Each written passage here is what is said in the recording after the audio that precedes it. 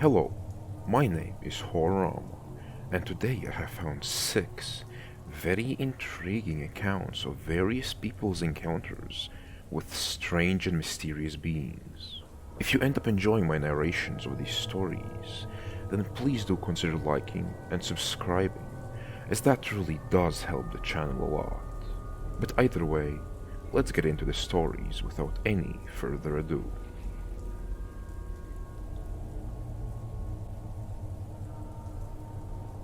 The first story has been posted by user Clyde2003.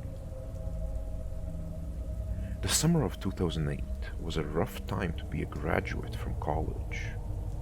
I had just spent 4 years getting a degree, only to find that the job market had all but dried up. As bummed out as I was about being unemployed for the foreseeable future, I found a deep appreciation for backcountry camping and hiking that summer. Growing up in the Rocky Mountains and graduating from a college in western Montana, I was not a stranger to hiking or camping. But that summer, it became an escape to the point of an obsession. Going on daily hikes and camping beneath the stars really helped my mental health while I worried about my life's purpose and my future. It was June, and unseasonably cold, wet, and cloudy. The daytime highs barely touched 50 degrees, and at night it dropped below freezing. Despite the weather, I had planned to hike around the Anaconda Range that week, and I wasn't going to let that deter me. My plan for the week, funny enough, was to hike from Storm Lake over Storm Lake Pass and down to Upper Seymour Lake. Storm Lake, actually an alpine reservoir, is a challenge to get to and requires a 4x4 pickup and some skilled driving. The road is a narrow, 2-track winding its way through the thick pine forests. The way was slick with rain, but I made it to the top with little heartburn. I set up camp on the north shore of the lake and decided to do some fishing. The fishing was miserable.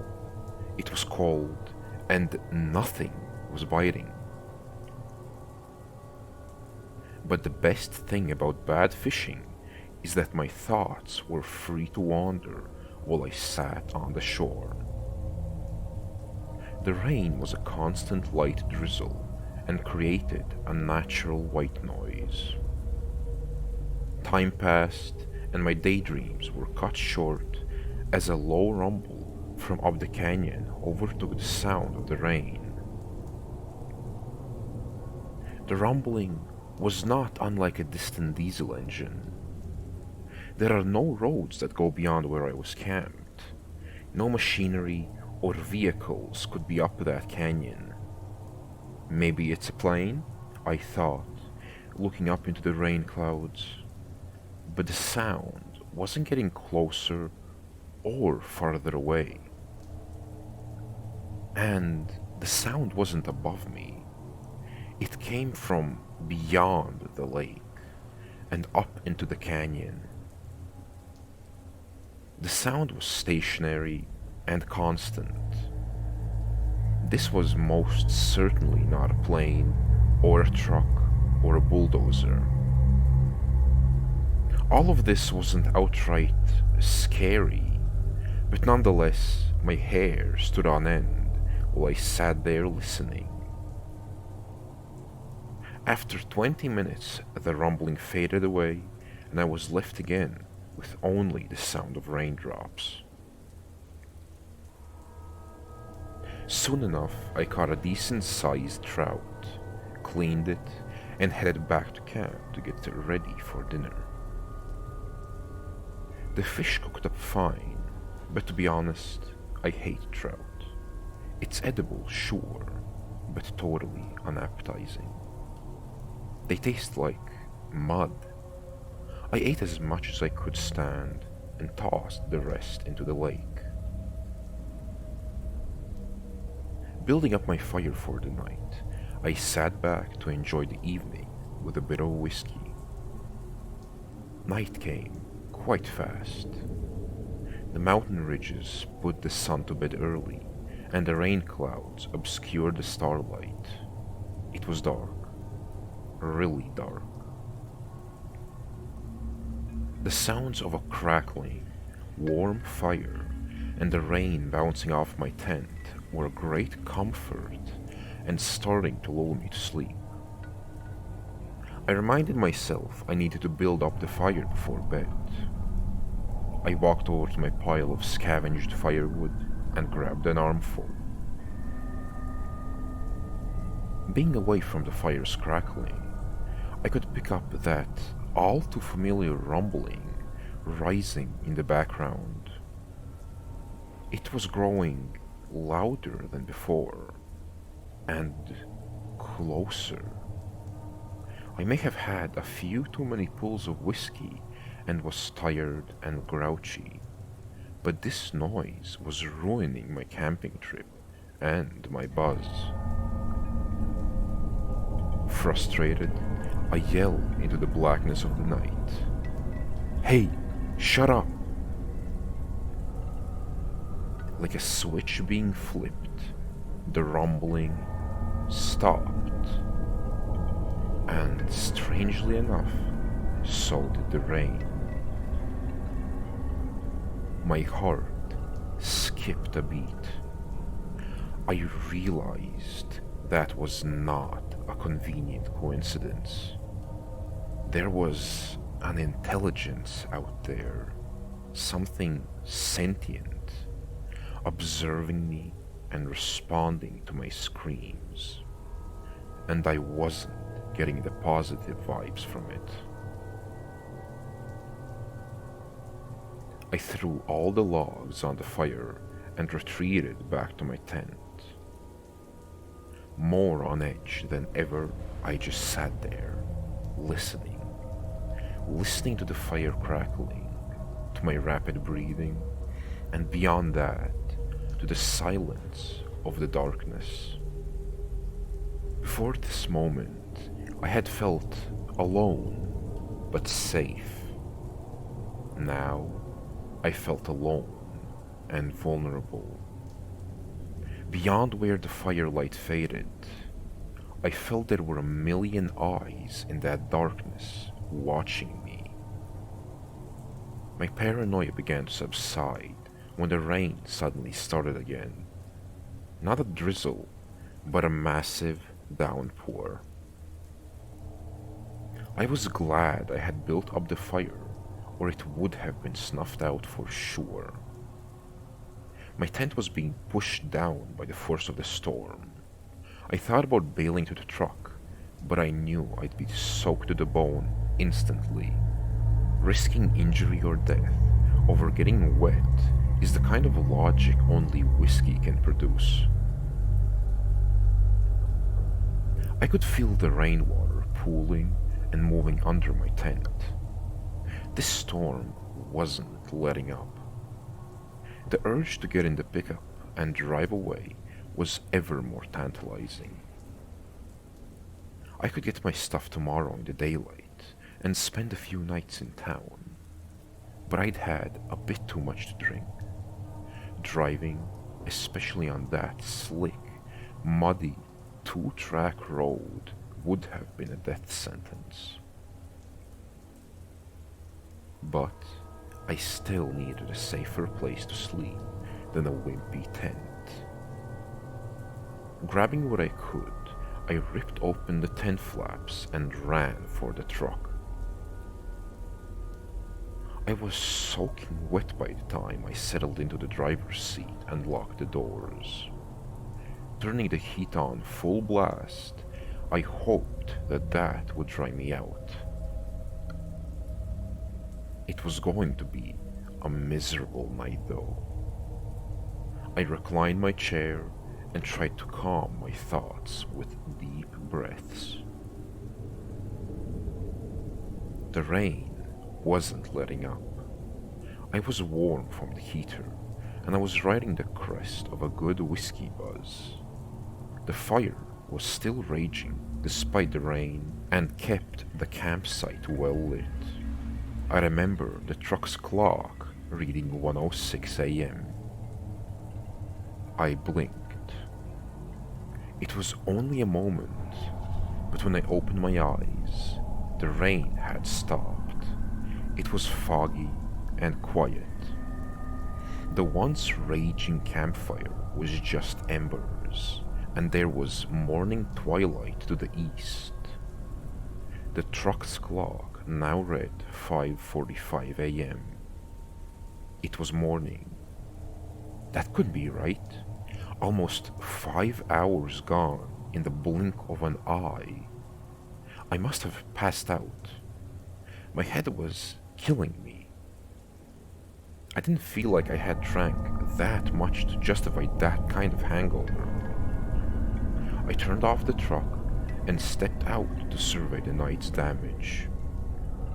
My tent was completely flattened. The tent poles were shattered to pieces. Everything was soaking wet. Smothering the remains of the fire, I dragged all my junk to the pickup truck and tossed it into the bed. My hike over the pass wasn't happening today, that was for sure. It was around 6:30 a.m. before I finished picking up camp. As I climbed into the cab of my truck, I heard a rumbling again through the morning fog. I drove out of there as fast as I could, down that muddy, bobsled track of a road, not once looking in the rear view mirror. I have never been back to Storm Lake. I probably never will. The second story is posted by user Mandy Scott. I, female 22, and this happened when I was in elementary school, probably around 9 years old. My parents took me and my younger sister camping all the time in California. My mom admits that her placement of my sister and I in this tent is really messed up. If she could go back and change it, she would. The tent was set up with a space for 2 people in the middle. Think of a square with 2 rectangles on the side, with a divider that splits up the rectangles on the side. So, like privacy for my sister and I, but like someone could rip the tent on my side in the night and snatch me, and they wouldn't be able to see because of the divider. I'm positioned where to my left are my parents, and to the right was the wilderness. I still remember the setup of this campsite, and you could see the campsites next to you, but they were quite a distance away. Anyhow, I wake up and I'm cuddling what I think is my mother's arm. I can feel the warmth through the tent, as the divider would block me from actually touching her hand. I'm waking up out of the haze of just opening my eyes when I realize I'm facing the right direction.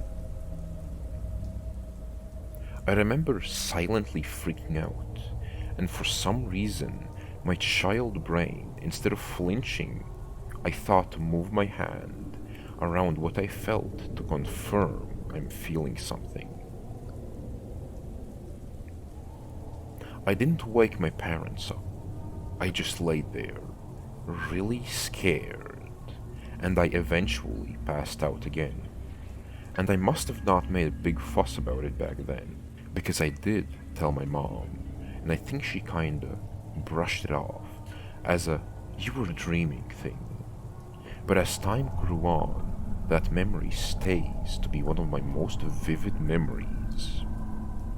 I have, in my opinion, a really great memory when it comes to my past. I can remember being in a stroller, and I can remember my thoughts too at that age very clearly. It could have been so many things. I do not like to even think of all the possibilities. The third story has been posted by user Chuck Wool. It was mid-November 2021, and me and about 10 friends were camping in the woods in the Sawtooth National Forest near Petite Lake. There were two groups of 4 people in 2 tents and one in a car, and me and my buddy were in hammocks near the edge of the camp. It's about 1 a.m., and we all had been sleeping for about 2 hours. I wake up to my hammock mate, panting extremely heavily and yelling my name. I am confused and get up and help him. He is paralyzed by fear. He said that he had an extremely vivid dream, that there was a black figure, tall and slender, trying to break into his car after he had seen this figure decapitate me and the rest of his friends. He said that he woke up to the figure near the car and saw all of our heads stuck on sticks throughout the camp. He proceeded, he said, to click the car alarm button, and the figure began to run circles around the car and then stopped and dashed off extremely quickly into the woods.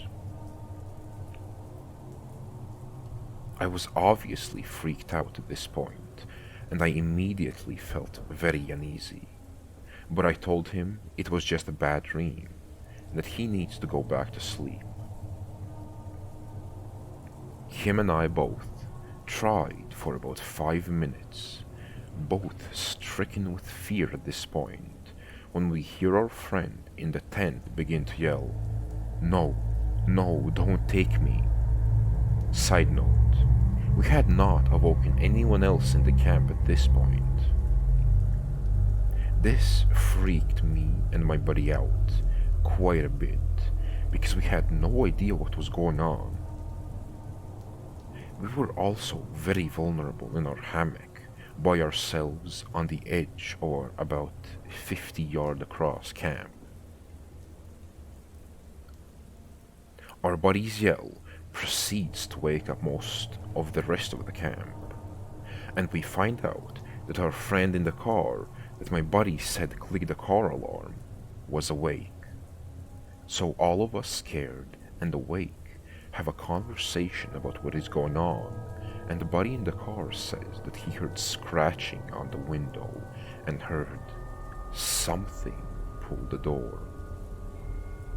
He also said that he had seen the black figure running around the car as well. We were all freaked out at this point and decided to move into the same tent. Our friend with the dream also claimed a similar murder story to the friend in the hammock. The next morning, we all talked, and so many of us experienced what happened that night. 6 in total, that we determined that it must have been some sort of being that was giving us nightmares. We called it a Wendigo, but to be honest, we have no idea what it actually was. Also, we had friends that stayed at the same site about 6 months earlier, and a few of them did notice weird things happening at camp. Like feelings of being watched, or feelings of a being walking around their tent. Some strange stuff happens in the Idaho mountains. What does this sound like, and what do you all think?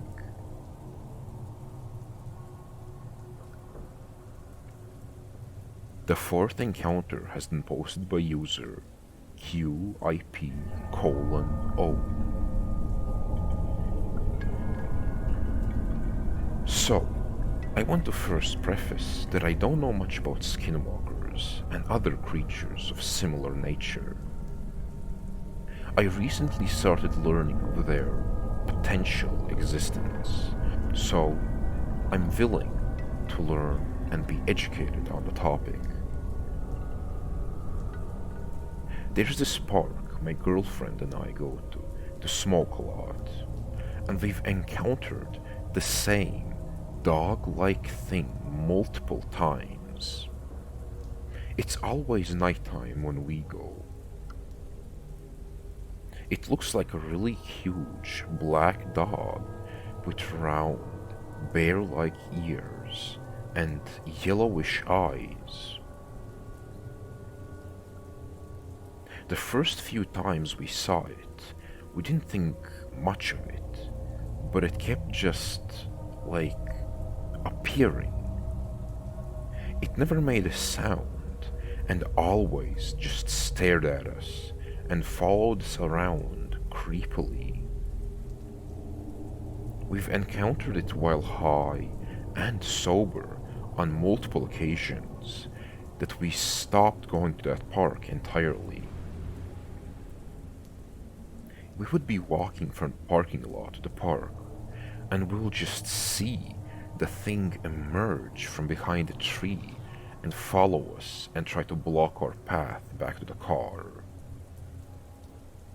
We had to run and jump a fence just to get away from it once as well.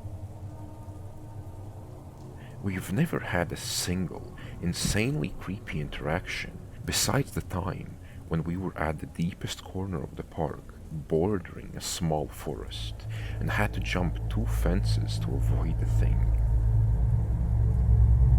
I have a theory that it could be a stray, but it really did not act like a dog at all. It didn't really even feel alive. It felt like it was just monitoring us for some reason, but it was very eerie. The fifth story has been posted by user personal::Pomelo8703. I am 25 male. I live in Utah, and I'm curious if any of you have seen anything like this before. I'm pretty sure I saw a Wendigo or a skinwalker. I know it sounds strange or crazy. I don't really believe in those things, and I'm quite skeptical when it comes to the paranormal. This happened to me when I was 17 and in high school and living with my parents. My house at the time was in a very small town. The backyard faced open empty fields and mountains for miles before you reached another civilization at all. My best friend lived next door and shared this field as our backyard in a way. I have to explain that his house was built on a different street that ended in the field with a small cul-de-sac. I think there was supposed to be more houses built down the street to expand the town, but I clearly never got around to it. So, his driveway was basically in this cul-de-sac, even though no other houses were built there. This matters later in the story. I used to stay the night at my friend's house a lot in high school, because I didn't have the best relationship with my parents. Every once in a while, we would wake up to hear dragging and a weird gargling sound from the back porch. His room was a basement room with a window well to the back porch. It would happen maybe a couple times a month, but wherever we would gather the courage to check, nothing would be there. This happened for years. One night in specific haunts my friend and I to this very day. My friend was getting ready to move, and we would stay up all night playing games and watching movies. We decided to go on a music drive to just vibe. So, we hopped in his truck with high beams and swung out of the driveway, turning them on towards the field to use the roundabout. The light illuminated this thing. It looked like a person, but it wasn't.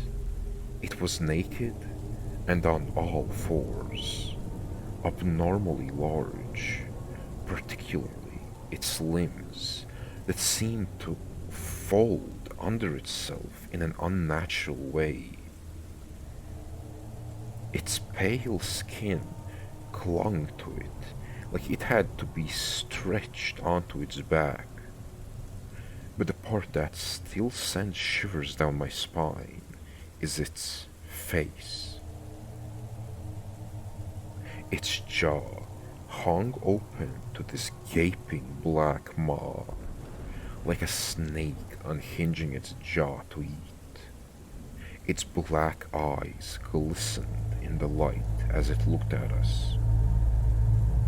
But just as it turned to see us, it quickly scurried backwards, almost like it was on rewind into the brush of the field. My friend and I were as pale as ghosts. We both looked at each other like, "Did you see that?" We were shaken. Let's just say we tried to have a good rest of the night, but we couldn't believe what we saw. We ended up just sitting there in his basement with guns ready and waiting to hear the gargling and dragging again, but we never did. Sorry, that's not very climactic, but it's the truth. I don't live in that town anymore. There are times when I visit there though. That empty field still feels like it's watching and waiting. Even though I can't see it, I can still feel that it's out there somewhere.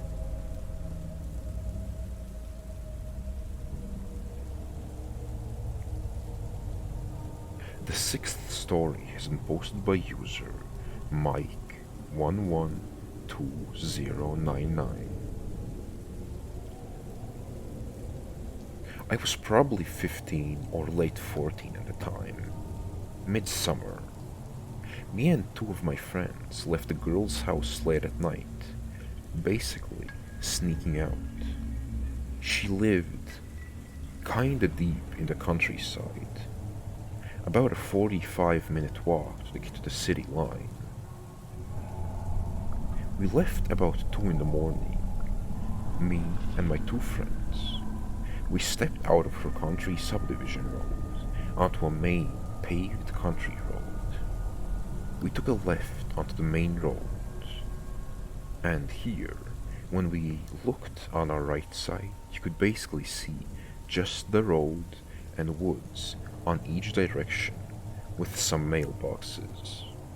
But on the other side of our view, you could see nothing but road, and at the end of it, a strange white light or a reflector type of image. Obviously, that wasn't on our mind. We were thinking that we don't want to be caught by the cops or anything out past curfew, so we started walking in the opposite direction.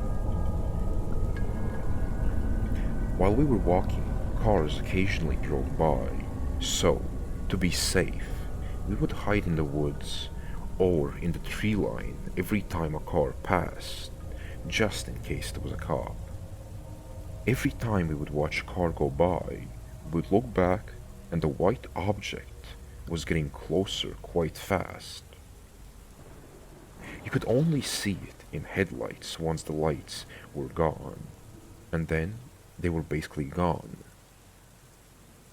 We continued walking, seeing it and just being confused.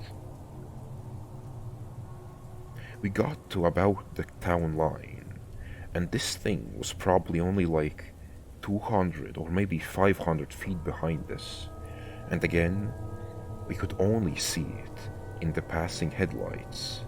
But again, we could only see it with the passing headlights, and it seemed as though none of the cars seemed to notice it. When whatever it was came close enough, it had translucent white skin with big black hole eyes, long limbs, and it looked quite skinny, but it was probably around 6, maybe even 8 feet tall. At this point, we ran straight into the town while running to my buddy's house. Every time we passed a street and looked back, we could see this thing walking with our pace. When I got a side view of it, I noticed that its arms hung down pretty low, like it was looking at us, but it wasn't. Me and my friends that night weren't on any drugs and snuck outside at night quite a bit, so it wasn't just some sort of fear-induced hallucination. We were, well, I guess pretty calm or casual because it kept its distance, and while we were terrified, it never felt like we were in all that much danger. And when we got back to the town, a bigger threat to us was the police catching us, and not whatever this thing was. However strange that might sound. To this day, I still ride my bike around the town, but I still have never seen anything quite like that creature ever again, and I sincerely hope to never see it again.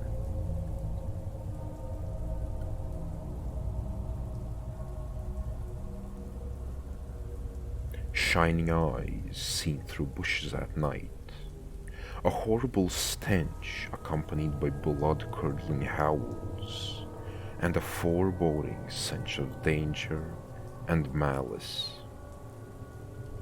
These are all commonly reported signs of paranormal beings and encounters. It's quite intriguing to think about how people used to live together with such beings before society and modern advancements. But either way, I do hope you enjoyed my narration, and even if you didn't, I want to thank you for watching until the end of the video, and to wish you a good rest of your day.